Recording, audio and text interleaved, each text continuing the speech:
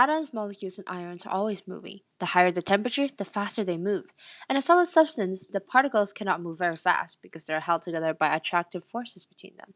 In a liquid, they can move freely, knocking to one another and rebounding. In a gas, they are freer still, with no attractive forces between the molecules or atoms. When they can move freely, particles tend to spread themselves as evenly as they can. This happens with gases, solutions, and mixtures of liquids.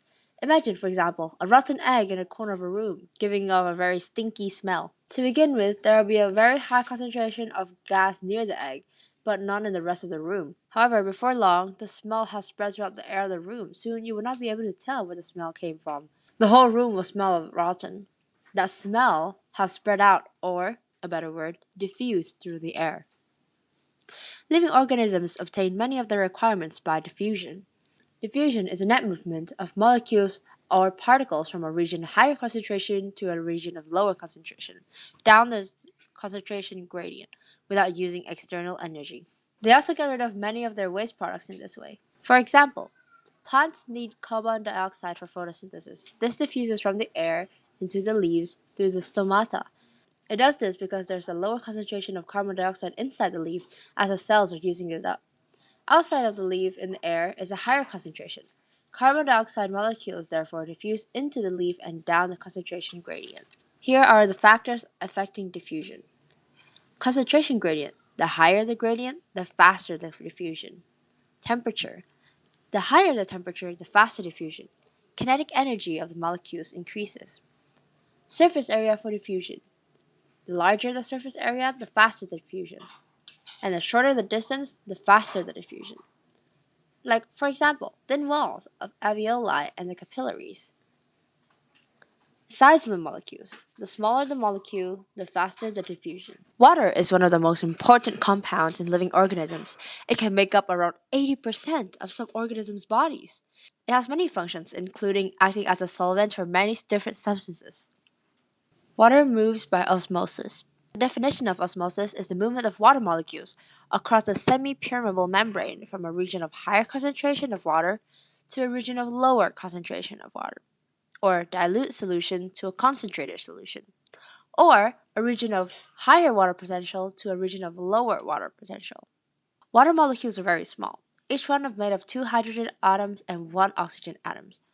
The sugar molecules are many times larger than this. The holes are big enough to let the water molecules through, but not the sugar molecules. Visqueen tubing is called a partially permeable membrane because it allows some molecules through, but not others. This is an image to describe the difference between osmosis and diffusion. Osmosis in animal cells. When an animal cell is placed in water, water moves inside the cell. The cell swells and eventually cell bursts. Places in concentrated solutions. Water molecules diffuse outside of the cell.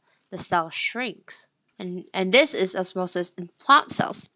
When plant cells are placed in water, water moves inside the cell swells. However, due to cell wall, it does not burst, but becomes turgid. Remember in our last episode, we talked about how animal cells do not have cell walls, but they do have a cell membrane, and plant cells do have cell walls, and they have a membrane.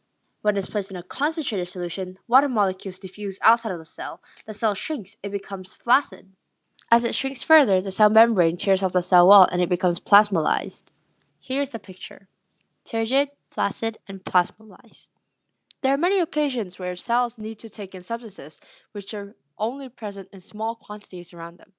Root hair cells in plants, for example, take in the nitrogen ions from the soil. Very often, the concentration nitrate ions inside the root hair cells is higher than the concentration in the soil. The diffusion gradient for the nitrate ions is out of the root hair and into the soil. Despite this, the root hair cells are still able to take nitrate ions in. They do it by a process called active transport. Active transport is an energy-consuming process by which substances are transported against their concentration gradient. The energy is provided by respiration in the cell. The movement of molecules or ions across the cell membrane from a region of lower concentration to a region of higher concentration against the concentration gradient uses active transport. In active transportation, we have tools like membrane pumps. Membrane pumps are protein molecules in the cell membranes that help in transporting substances into the cell using the energy from ATP. And that's it for the video. Thank you guys so much for watching. And remember, Biology is all around you. Petri Dish Diaries out.